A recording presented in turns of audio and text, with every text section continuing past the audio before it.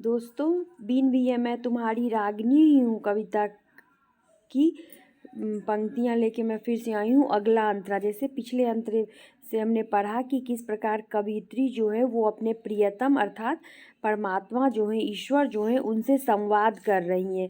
और अब आगे अगले अंतरे में है कि नयन में जिसके जलद वह तृषित चातक हूँ। टाइपिंग एरर हो गया है। नयन में जिसके जलद वह तृषित चातक हूँ, शलभ जिसके प्राण में वह ठिठुर दीपक हूँ। फूल को उड़ में छिपाए विकल बुलबुल हूँ, एक होकर दूर तन से छाँव वह चल हूँ।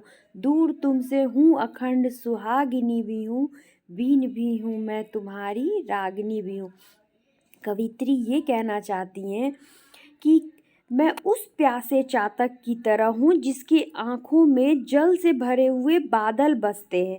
अर्थात कि मैं जिस प्रकार एक प्यासे चातक को अत्यंत बारिश की ज़रूरत होती है और उसकी आँख में ही जल से भरे हुए बादल बसते हैं, मैं उस प्यासे चातक के समान हूँ जो हमेशा व्याकुल रहता है पानी के लिए, जिसके लिए बादल अनिवार्य है। मैं और उसके आँखों में बादल बसा हुआ है। फिर मैं शलभ जिसके प्राण में वह ठिठुर दीपक हूँ, अर्थात मैं वह शलभ हूँ जिसके प्राण में दीपक बसा हुआ है, जिस पर कि उसे दीपक इतना प्रिय है कि उसके प्राण में बसता है, पर मिलन के समय वही दीपक जो है वह उसके मृत्यु का कारण बन जाता है। वो अपने प्राणों का बलिदान कर बैठता है। वही दीपक हूँ मैं, शलभ जिसके प्राण में वह ठिठुर दीपक हूँ।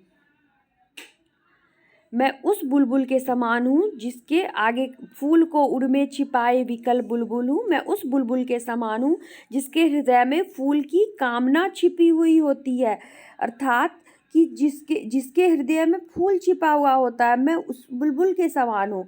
और एक होकर दूर तन से छाँव वह चलूँ। जिस प्रकार हम जानते हैं कि हमारे परछाई और शरीर जो है वो एक होते हुए भी एक दूसरे से दूर रहते हैं, पर साथ में चलायमान रहते हैं। एक होने के बावजूद वो दूर दूर रहते हैं। उसी प्रकार हे प्रियतम, मैं आपसे दूर हूँ पर आपके साथ ही चलायमान हूँ।